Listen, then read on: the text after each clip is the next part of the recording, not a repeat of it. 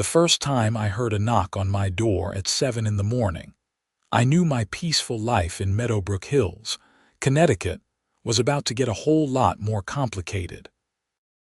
I opened the door to find a woman in her mid-40s with blonde highlights and a clipboard clutched to her chest like it was a weapon.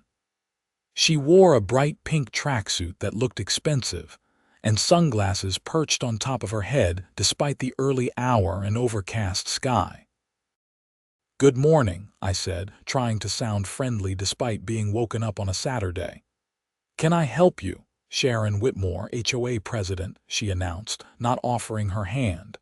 "I need to discuss a serious violation on your property." I blinked, still processing. "Violation? I just moved in 3 weeks ago." "Exactly," Sharon said, her lips pressed into a thin line. "Which is why we need to address this immediately before it becomes a bigger problem. Your outdoor furnace is in direct violation of our community guidelines, specifically Section 12, subsection 4, paragraph B. My outdoor furnace. The beautiful wood-burning furnace I had installed just last week to heat my workshop and garage. I had researched outdoor furnaces for months, saved up nearly $8,000, and carefully positioned it exactly where the township regulations required. It was EPA certified, met all state and local codes, and the installer had assured me everything was completely legal. "I don't understand," I said, rubbing my eyes. "I checked all the local ordinances. The furnace meets every requirement for setback from property lines, distance from structures, and environmental standards." Sharon's expression suggested I had just told her the earth was flat. "Local ordinances are one thing, Mr. Olson. HOA regulations are another entirely. The furnace must be at least 15 feet from your rear property line. According to our measurements, yours is only 14 feet, 11 inches away." I stared at her. 1 inch. "Rules are rules," Sharon said, her voice dripping with satisfaction. "You have 30 days to bring the structure into compliance or face daily fines of $100. "Wait, hold on," I said, my brain finally catching up to the absurdity of what was happening. 1 inch. You want me to move an entire outdoor furnace for 1 inch? 15 feet means 15 feet, not 14 feet and some change," she replied. "I've already documented the violation with photographs and measurements. You'll receive the official notice in the mail by Monday. Have a good day, Mr. Olson." She turned and walked back down my driveway, her designer sneakers crunching on the gravel. I stood there in my doorway, coffee-less and confused, wondering what kind of neighborhood I had moved into. By Monday afternoon, the official notice arrived, just as Sharon had promised. The letter was printed on thick, cream-colored paper with an embossed logo for the Meadowbrook Hills Homeowners Association. It detailed my violation in excruciating detail, complete with a grainy photograph of my outdoor furnace and what appeared to be measurements taken with a laser measuring device. The letter confirmed everything Sharon had said, plus added a helpful reminder that failure to comply would result in a lien being placed on my property. I called the furnace installation company that afternoon. The owner, a friendly guy named Mike who had done the installation, sounded confused when I explained the situation. "Let me get this straight," Mike said over the phone. "Your HOA is saying the furnace is 1 inch too close to the property line. That's what they're claiming. And you're sure about their measurement? Because when we installed it, we used the township setback requirements, which are 10 feet from the property line. We put it at 11 feet to be safe." She said the HOA requires 15 feet. Mike was quiet for a moment. "Look, I can come out and move it for you, but it's not going to be cheap. We'll have to disconnect everything, reposition the unit, and then reconnect all the piping and electrical. We're probably looking at around $3,000 in labor alone, plus any materials if we need to extend the water lines. $3,000 to move a furnace 1 inch. The absurdity of it made my head hurt. Can I just move it myself? I asked. I wouldn't recommend it, Mike said. The thing weighs about 800 pounds when empty, and you've got water lines, electrical connections, and the chimney exhaust to deal with. If you disconnect anything wrong, you could void your warranty or create a safety hazard. I thanked Mike and hung up, staring at the notice on my kitchen table. I had bought this house, a beautiful 3-bedroom colonial with a detached garage and workshop, specifically because it gave me the space to pursue my woodworking hobby. The outdoor furnace had been a dream purchase, allowing me to heat my workshop through the Connecticut winters without breaking the bank on heating oil or propane.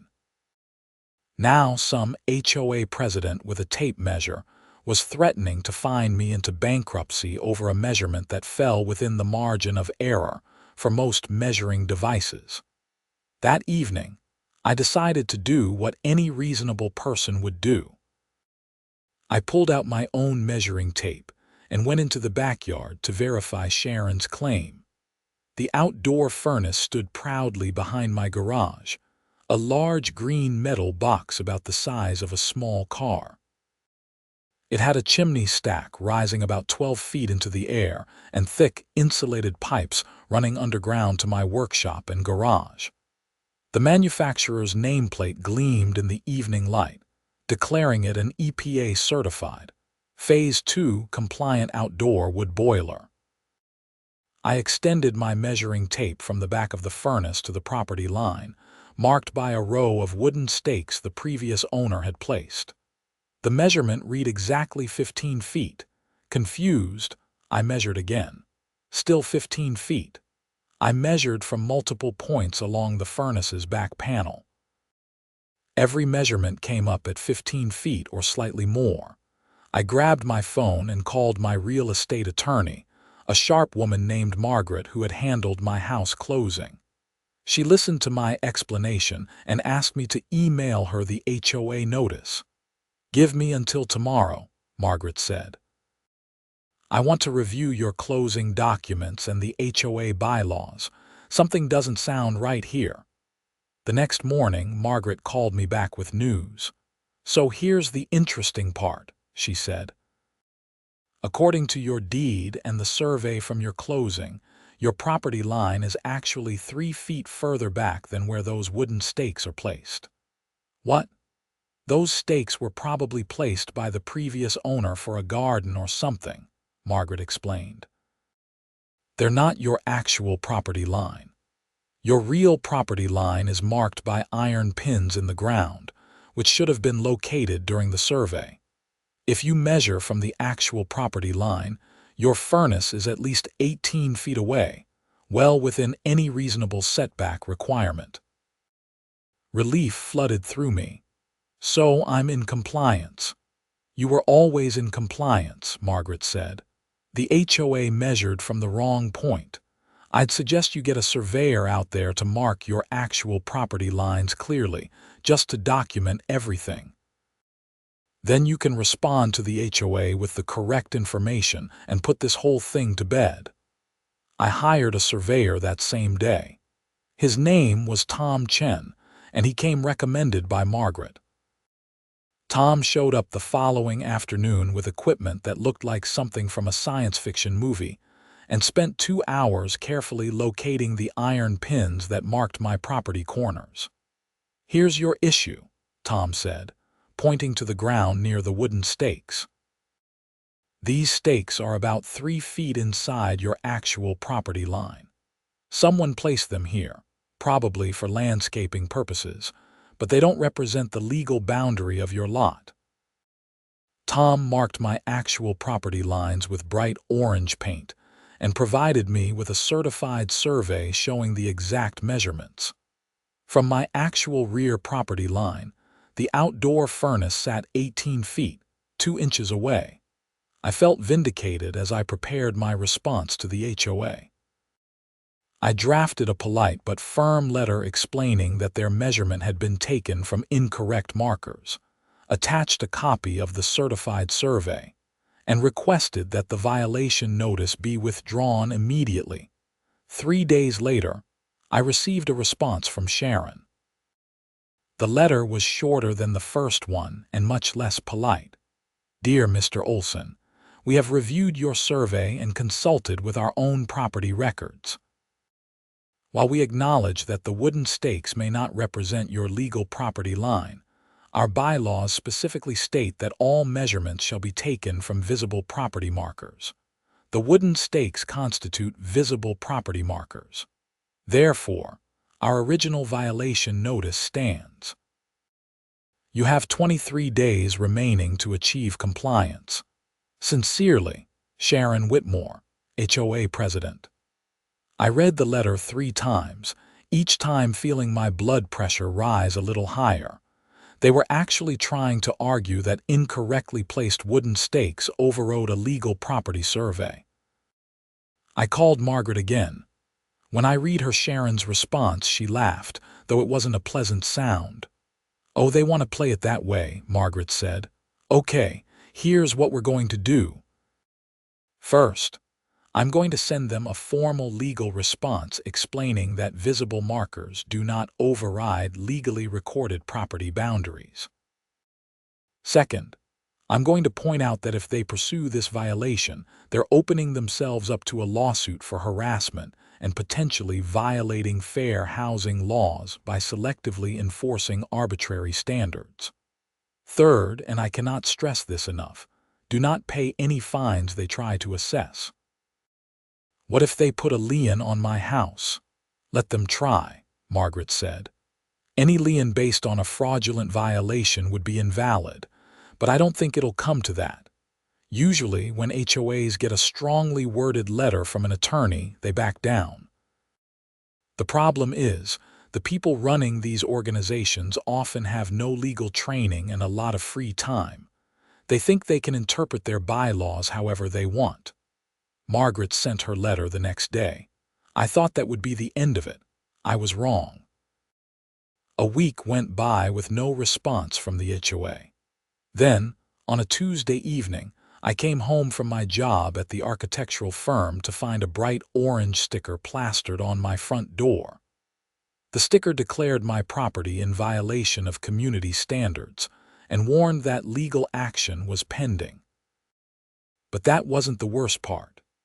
When I walked around to my backyard, I found that someone had spray painted a large red X on the side of my outdoor furnace, along with the words violation in capital letters. My hands shook as I pulled out my phone and took pictures of the vandalism. Then I called the police. The officer who responded was a young guy named Derek who looked fresh out of the academy. He took my statement and photographed the damage, but seemed uncertain about how to proceed. "So this is an HOA dispute?" Derek asked, flipping through his notepad. "It started as an HOA dispute," I said. "Now it's vandalism. Someone came onto my property without permission and spray painted my furnace." "You know who did it?" "I'm pretty sure it was someone from the HOA," I said. "They're the only ones who have an issue with the furnace." Derek wrote some more notes. "Without proof of who did it, there's not much we can do. I'll file a report for the vandalism. You might want to install some security cameras." After Derek left, I called Margaret and sent her the photos. She was furious. "This is escalating," she said. "I'm going to file a complaint with the Connecticut Department of Consumer Protection. They handle HOA disputes and have the authority to investigate and sanction abusive associations. In the meantime, yes, get cameras. Document everything." I spent that weekend installing a comprehensive security camera system around my property. 6 cameras with night vision and motion detection, all feeding to a hard drive in my basement. The system cost me $1,500, money I hadn't planned to spend but now felt absolutely necessary. The cameras proved their worth almost immediately. 2 days after installation, at around 2 in the morning, my phone buzzed with a motion alert. I pulled up the camera feed to see a figure in dark clothing approaching my outdoor furnace with what looked like a can of spray paint. I was out of bed and dialing 911 before I even fully processed what I was seeing. While I was on the phone with dispatch, I watched the figure shake the spray paint can and start to write something on the furnace. The camera's night vision clearly showed the person's face when they turned toward the light from my neighbor's back porch. It was Sharon Whitmore. "Police are on their way," the dispatcher told me. "Please stay inside your residence." I stayed inside, but I kept my eyes on the camera feed. Sharon finished spray painting something on the furnace, then hurried back toward the front of my property. She had just disappeared from the camera's view when I heard sirens approaching. 2 police cars arrived within 5 minutes. I met the officers at my front door and showed them the camera footage on my phone. One of the officers, a sergeant with gray hair and a weathered face, watched the footage twice. "That's definitely Sharon Whitmore," he said. "I know her. She's called us about code violations in her neighborhood at least a dozen times." He looked at his partner. "Let's go have a conversation with her." "She lives 3 houses down," I said. "Number 42. The officers left, and I watched through my front window as their patrol cars drove down the street. About 15 minutes later, they returned with Sharon in the back of one of the cruisers. She was still wearing the dark sweatshirt from the video. The sergeant came to my door while his partner stayed with Sharon in the car. "Mr. Olson, we've placed Mrs. Whitmore under arrest for criminal trespass and vandalism. We'll need you to come down to the station tomorrow to make a formal statement. Keep all your video footage." "What did she say?" I asked. The sergeant's expression suggested he was trying not to smile. "She said she was conducting an official HOA inspection and had every right to mark violations on your property. We explained that's not how property rights work." After the police left with Sharon, I went back inside and tried to process what had just happened. My HOA president had been arrested for vandalizing my property. This was beyond anything I could have imagined when I moved to this quiet Connecticut neighborhood. The next morning, my doorbell started ringing before 8. I opened it to find my next-door neighbor, an elderly man named Frank, who I had only spoken with a few times since moving in. "Heard about the excitement last night," Frank said. He was holding a thermos of coffee and had a sympathetic expression. "Wanted you to know that not everyone in the neighborhood is crazy. Sharon's been out of control for years." "Years?" Frank nodded. "She got elected HOA president about 3 years ago and immediately went on a power trip. She's fined people for having the wrong shade of white on their mailboxes, sent violation notices for grass that was supposedly a quarter-inch too long, and tried to ban anyone from parking vehicles in their own driveways overnight." "That's insane." "That's Sharon," Frank said. "Most of us just learn to ignore her or do the bare minimum to keep her off our backs. But every few months, she fixates on someone and makes their life hell. Looks like you're her latest target. Because my furnace is 1 inch out of compliance, except it's not actually out of compliance at all." Frank chuckled. "It's never really about the actual violation. It's about control. Sharon likes feeling important. The HOA presidency is probably the only real power she's ever had in her life, and she abuses it like a tyrant." We talked for a while longer, and Frank told me stories about other neighbors who had suffered under Sharon's reign. There was the couple who got fined for having a vegetable garden that was supposedly too visible from the street. The young family who received a violation notice because their children's play structure wasn't an approved color. The retiree who was threatened with legal action because he hung his American flag at the wrong angle. "Has anyone ever fought back?" I asked. "A few have tried," Frank said. but most people don't have the energy or money to go up against the HOA. Sharon has lawyers on retainer, paid for with everyone's HOA dues. It's easier to just comply or move away. That's why we've had so much turnover in the neighborhood the last few years.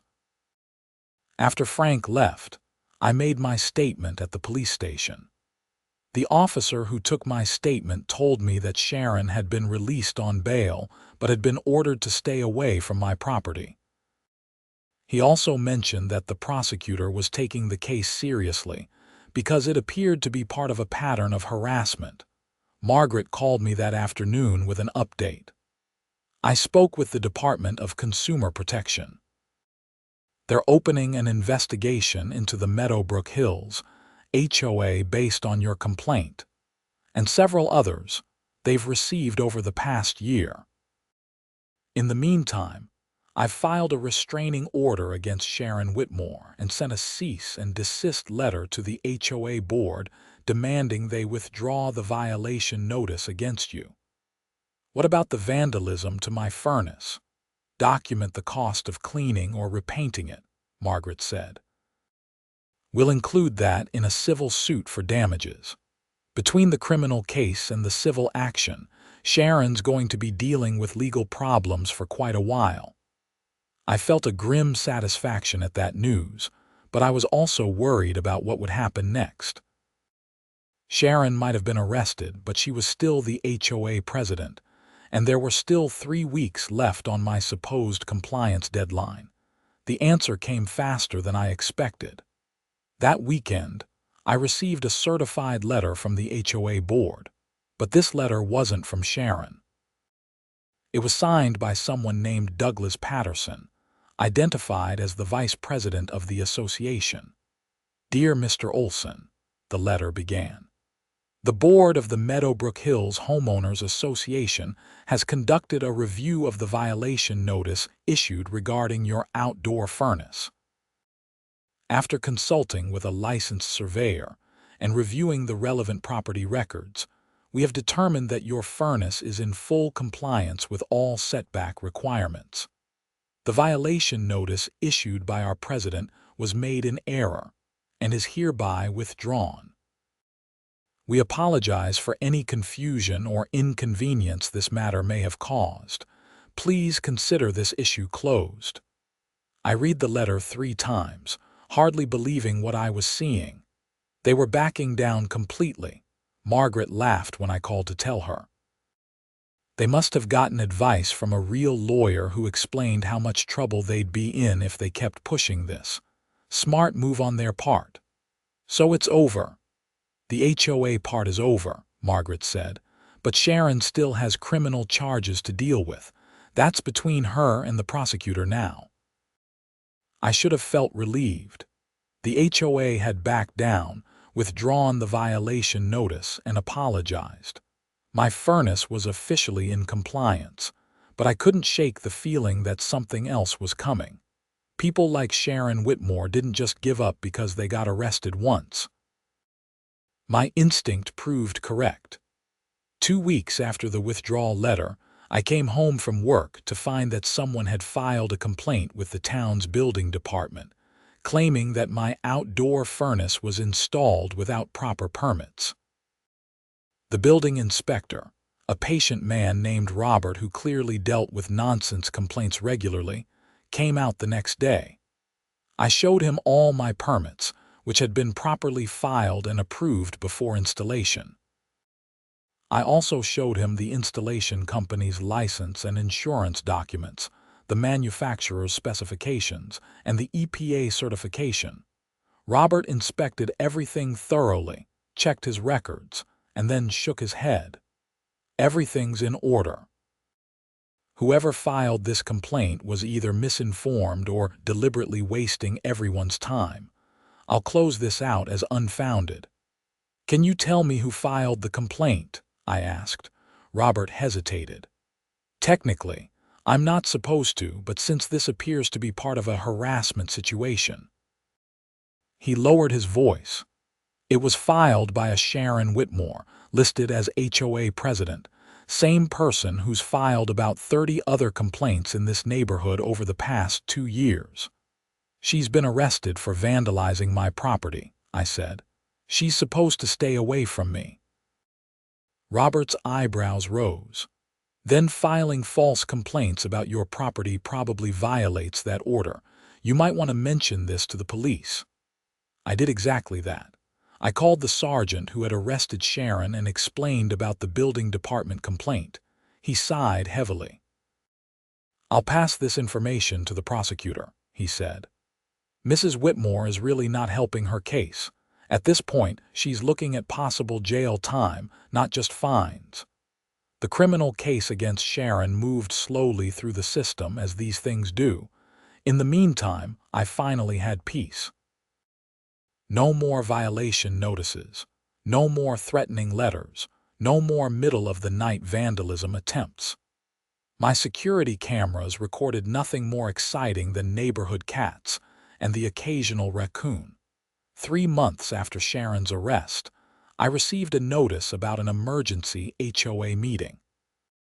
The agenda listed only one item: election of a new president. The meeting was held at the neighborhood clubhouse, a small building near the development's entrance. I almost didn't go, but Frank convinced me that it would be worth attending to see how the neighborhood was finally dealing with Sharon's reign of terror. The clubhouse was packed when I arrived. I recognized most of my neighbors by sight, though I hadn't formally met many of them. Douglas Patterson, the vice president who had signed the letter withdrawing my violation, stood at the front of the room. Sharon was notably absent. Douglas called the meeting to order and cleared his throat. As most of you know, Sharon Whitmore has resigned from her position as HOA president, effective immediately. She's also resigned from the board entirely. In light of recent events, including criminal charges and an ongoing investigation by the state, the remaining board members felt this was the appropriate course of action. A wave of murmuring spread through the crowd. One woman in the back raised her hand. Did she resign, or did you force her out? Douglas didn't hesitate. We asked for her resignation. She provided it. About time, someone muttered, loud enough for everyone to hear. Several people laughed. Douglas continued. We're here tonight to elect a new president and to discuss reforming some of our HOA policies. Over the past few months, we've received numerous complaints about overly aggressive enforcement and questionable interpretation of our bylaws. The board has decided to conduct a full review of all pending violations and dismiss any that were issued under questionable circumstances. That got my attention. How many other people in this neighborhood had been dealing with ridiculous violations like mine? The meeting lasted about 90 minutes. A sensible woman named Patricia Reed was elected as the new president. She was a retired teacher who promised to run the HOA with common sense and transparency. The board also voted to change several policies, including requiring second opinions before issuing violation notices and establishing an appeals process for residents who disagreed with HOA decisions. After the meeting, several neighbors approached me to apologize. They had heard about what happened with my furnace and felt guilty for not speaking up sooner. We should have stood up to Sharon years ago, one man said, but everyone was afraid of becoming her next target. I get it, I said. She had power and she abused it. The important thing is that it's changed now. Frank clapped me on the shoulder. You did the neighborhood a favor by fighting back. Most people just rolled over. You standing up to her is what finally broke her grip on this place. The criminal case against Sharon went to trial 4 months after her arrest. I had to testify about the vandalism and the harassment. The prosecutor also called other neighbors who testified about Sharon's pattern of abusive behavior, though most of their testimony focused on establishing her mindset and intent rather than specific crimes against them. The trial lasted 3 days. Sharon's lawyer tried to argue that she was simply performing her duties as HOA president, and that her actions, while perhaps overzealous, were not criminal. The prosecutor countered by showing the security footage of Sharon Spray painting my furnace at 2 in the morning, and presenting evidence that she had filed false complaints with the building department after being ordered to stay away from me. The jury found her guilty of criminal trespass, vandalism, and violating a restraining order. The judge sentenced her to 6 months in jail, with all but 30 days suspended, plus 2 years of probation and restitution for the damage to my property. She was also ordered to complete anger management classes and perform 200 hours of community service. Sitting in that courtroom and hearing the verdict, I felt a strange mix of emotions. Satisfaction that justice had been served, but also sadness that things had gotten to this point. If Sharon had just been reasonable from the beginning, none of this would have happened. She had destroyed her own reputation and freedom over 1 inch of imaginary non-compliance. Life in Meadowbrook Hills improved dramatically under Patricia's leadership.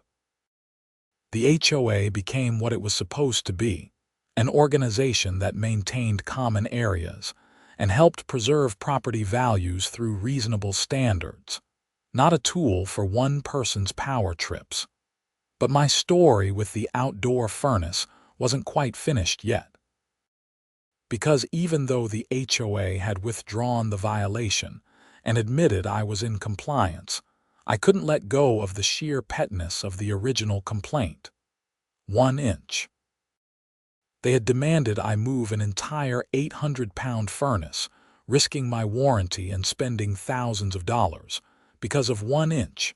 So on a sunny Saturday morning, about a year after this whole ordeal began, I called Mike from the installation company. "Mike," I said, "remember when you offered to move my furnace?" "Yeah, but I thought the HOA backed down on that." "They did," I said, "but I want to move it anyway, exactly 1 inch closer to the house." Mike was quiet for a moment. "You want to pay $3,000 to move your furnace 1 inch?" "Not 1 inch closer to the house," I clarified. 1 inch forward, parallel to the property line. It'll still be well within all setback requirements, but it'll be 1 inch away from where it currently sits. I could hear the grin in Mike's voice. "That's the most petty thing I've ever heard, and I absolutely love it. When do you want to schedule it?" We scheduled the move for 2 weeks later.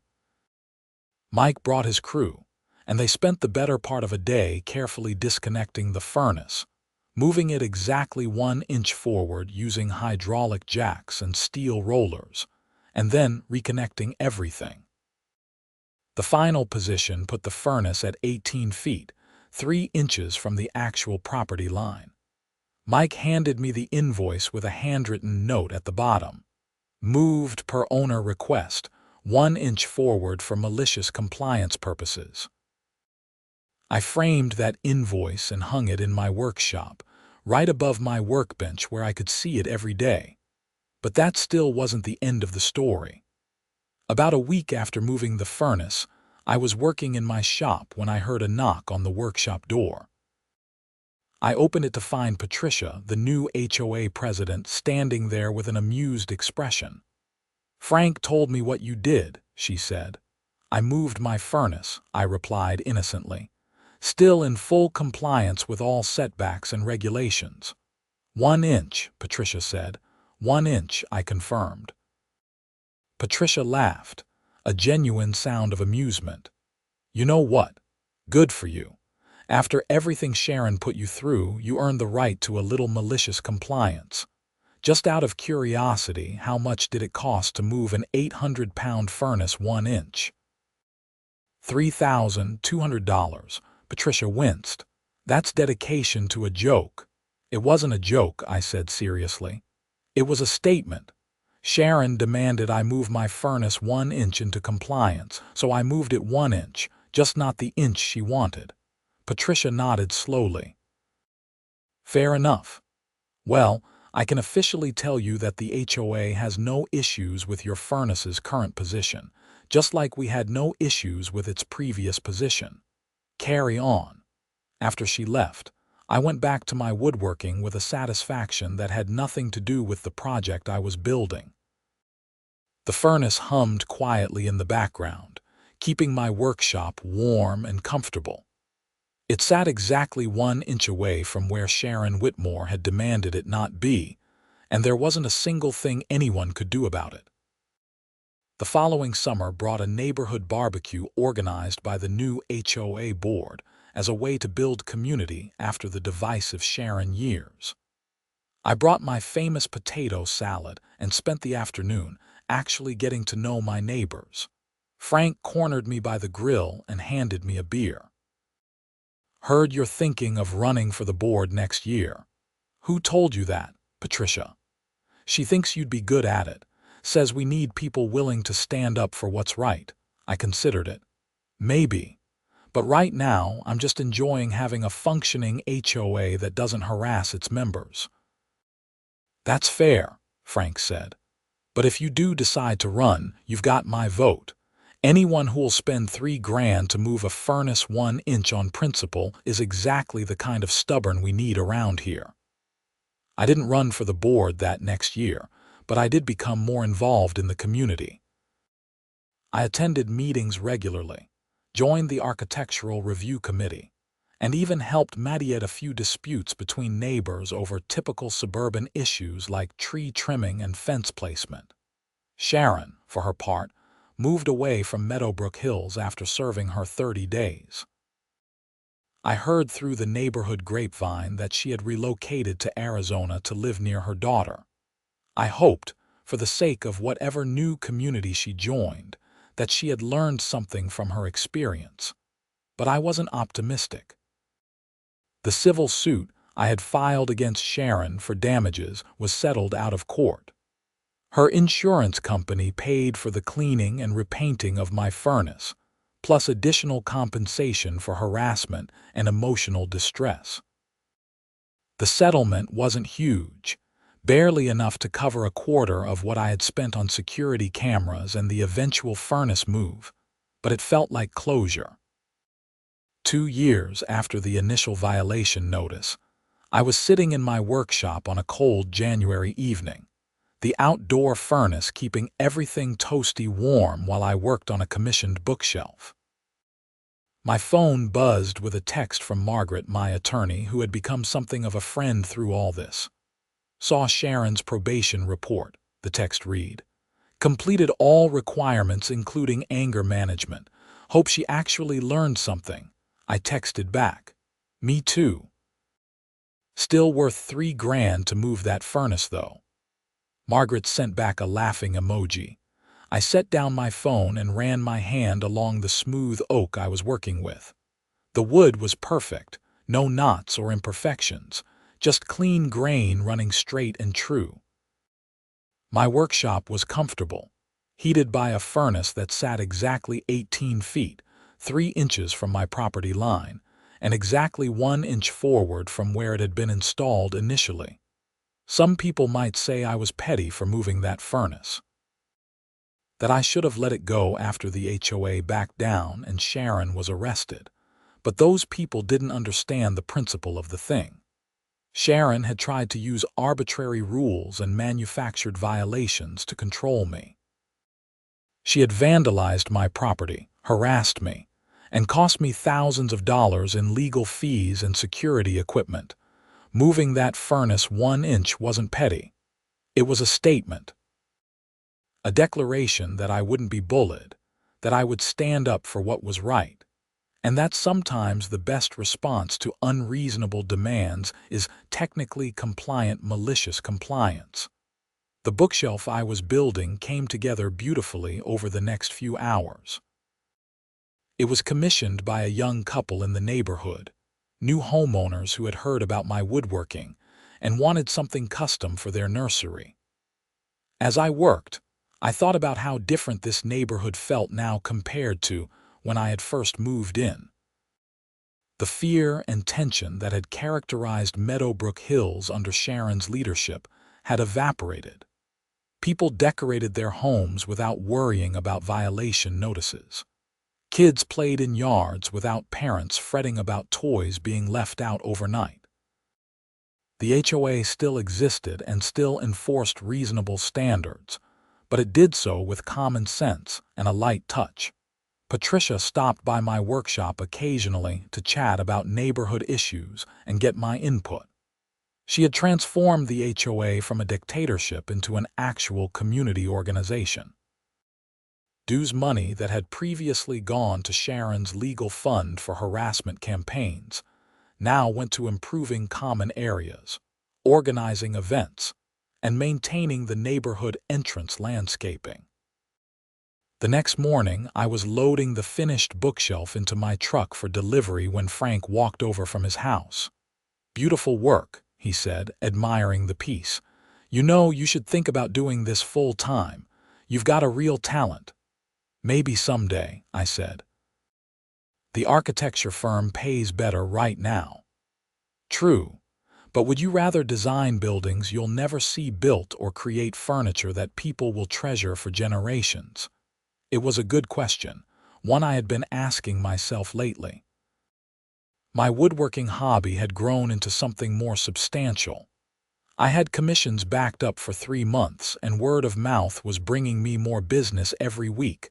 "I'm thinking about it," I admitted. "But it's a big risk to leave a steady job." Frank nodded. "It is. But sometimes the biggest risks lead to the best rewards. Just something to consider." After delivering the bookshelf and receiving genuine tears of joy from the young mother who had commissioned it, I drove back home through the quiet streets of Meadowbrook Hills. The neighborhood looked peaceful, snow dusting the roofs and lawns, smoke rising from chimneys. My outdoor furnace would be clearly visible from the street, its green metal sides and tall chimney marking it as a functional, practical addition to my property. I pulled into my driveway and sat in my truck for a moment, looking at my house. This place had been the source of so much stress and conflict, but it had also become truly home. I had fought for my right to exist here on my own terms, and I had won. The outdoor furnace hummed quietly in the backyard, exactly 1 inch away from where Sharon Whitmore had demanded it not be.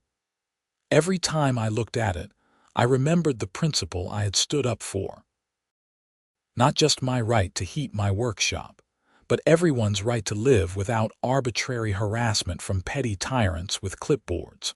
Over the next few months, I continued to work my day job while building my woodworking business on the side.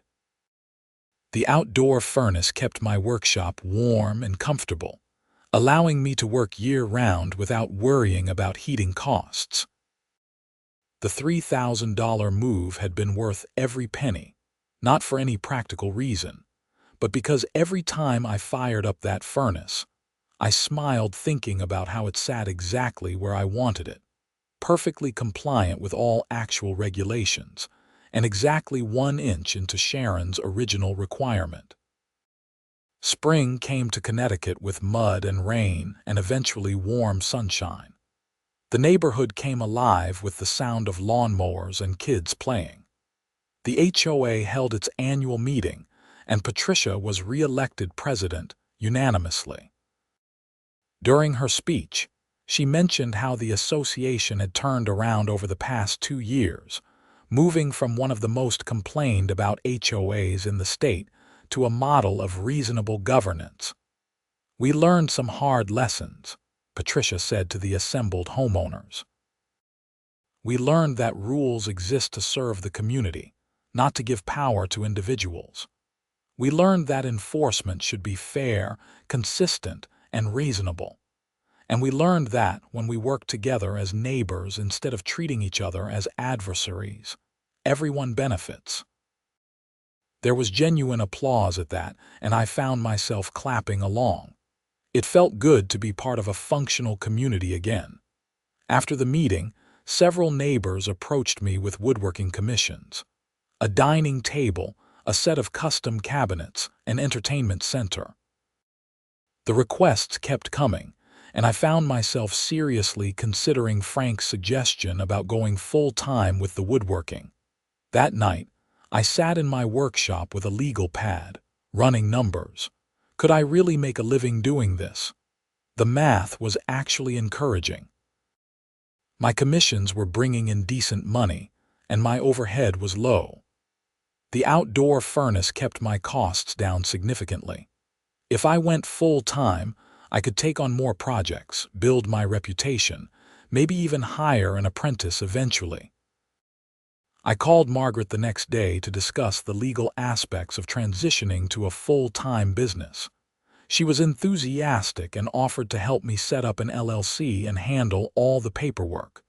"You're really doing this?" she asked. "I think I am," I said. This whole situation with Sharon and the furnace taught me something important. Life's too short to spend it doing things that don't matter.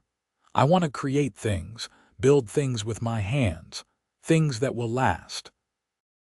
That's pretty philosophical for a guy who spent $3,000 to move a furnace 1 inch out of spite. I laughed. It wasn't spite, it was principle. "Whatever helps you sleep at night," Margaret said, but I could hear the smile in her voice.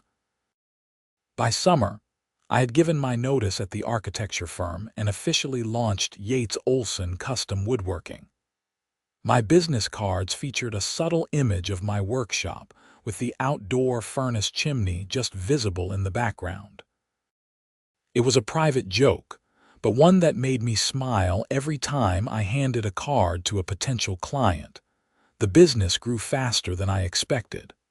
Word spread not just through Meadowbrook Hills but throughout the surrounding towns. I was featured in a local magazine article about artisan craftspeople, which brought in even more customers. I hired a young guy named Tyler as an apprentice, teaching him the same skills my grandfather had taught me years ago. Tyler noticed the framed invoice on my wall one day, the one from Mike about moving the furnace 1 inch for malicious compliance purposes. "What's that about?" he asked. I told him the whole story, starting with Sharon's first visit and ending with the furnace move. Tyler listened with increasing disbelief.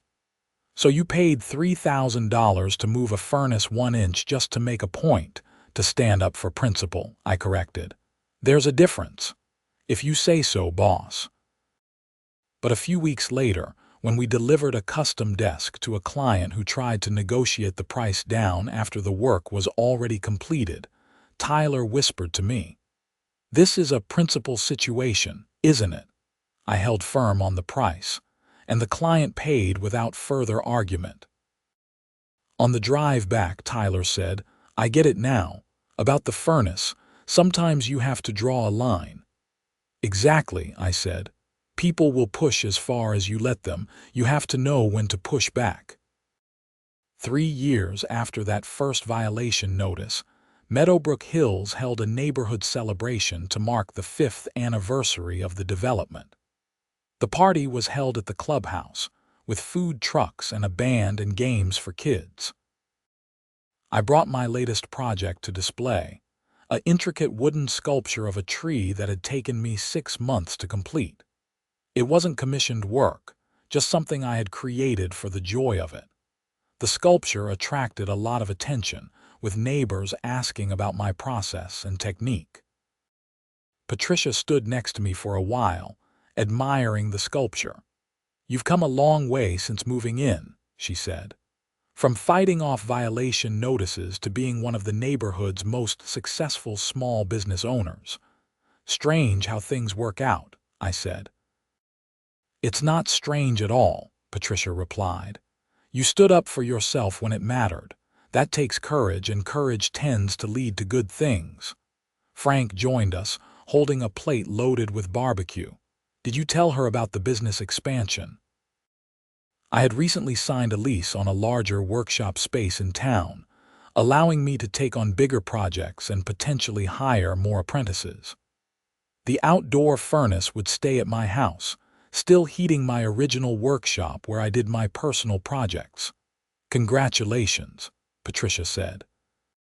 "Though I have to ask, are you planning to install another outdoor furnace at the new location, already permitted and approved?" I said with a grin. This time, I measured the setbacks 3 times before installation. "Learning from experience," Frank said approvingly. As the afternoon wore on and the celebration continued around me, I found myself reflecting on everything that had happened since I moved to Meadowbrook Hills. The conflict with Sharon had been stressful and expensive, but it had also taught me valuable lessons about standing up for myself, about not backing down in the face of unreasonable demands, and about the importance of principle. The outdoor furnace still sat in my backyard, 18 feet and 3 inches from the property line, exactly 1 inch forward from its original position. It had become something of a neighborhood legend, that furnace. New residents heard the story and often drove by to see it, as if a 800-pound heating unit could somehow embody the spirit of malicious compliance. But to me, it was more than that. It was a reminder that sometimes doing the right thing is expensive and difficult, but it's still worth doing. It was proof that standing up to bullies, even ones with official titles and legal authority, could succeed if you were willing to fight smart and stay principled. As the sun set over Meadowbrook Hills and the celebration wound down, I walked back to my house with a sense of contentment. My workshop was waiting, warm and comfortable thanks to a furnace positioned exactly where I wanted it. I had projects backed up for months, an apprentice learning the trade, and a community that had finally learned to govern itself with reason rather than tyranny. Sharon Whitmore had tried to fine me over 1 inch of imaginary non-compliance. In response, I had moved my furnace 1 inch into compliance with her demands, just not in the direction she wanted. It had cost me $3,000, countless hours of stress, and a criminal trial. But in the end, it had been worth every penny and every sleepless night. Because sometimes, the most important thing you can do is stand your ground, even if that ground is measured in inches.